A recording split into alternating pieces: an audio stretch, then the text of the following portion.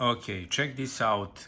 This is a common problem. In this case, the device is FX Audio DAC sound card for my PC and Mac. It just stopped working. What I noticed when I turn it on, the power is blinking, which immediately suggested that there is a problem with power brick. So let's fix this, and you can use this to fix basically any device which have a power brick like this.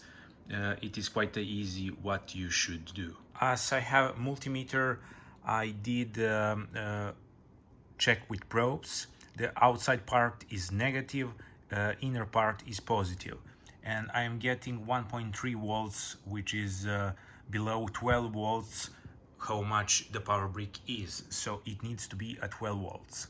This is an original power brick, output 12 volts 1 ampere, and I have a spare power brick from who knows what, which say that it is at 12 volts 1.5 amperes.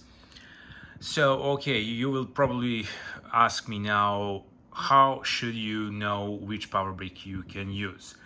The important factor for DC devices is that you match the voltage.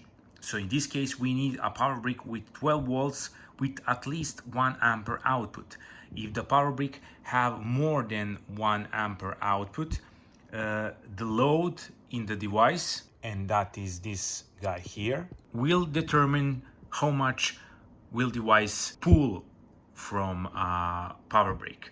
In this case, if we use this power brick with 12 volts 1.5 ampere output, it will draw just 1 ampere because the electronics inside of it need just that much of power. So sounds quite simple. Let's try it out. Okay, let's plug in the new power brick.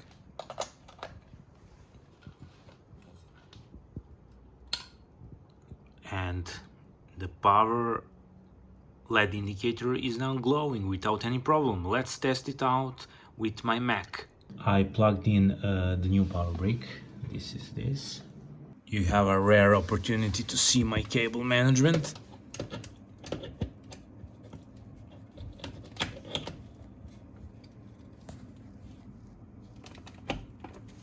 That's it.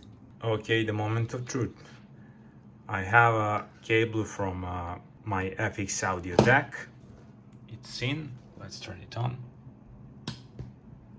There is that crunchy sound which I always hear.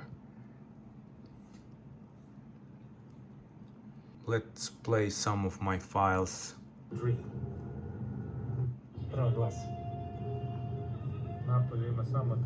Okay, the sound is going from let's change the output from DAC.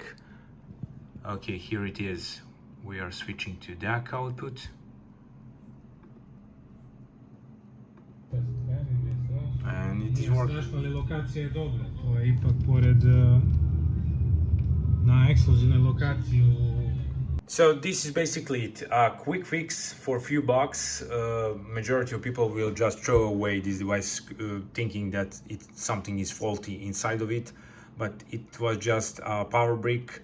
They are really inexpensive, and I encourage you to just match the voltage and keep the amperes same or above the original DC power brick.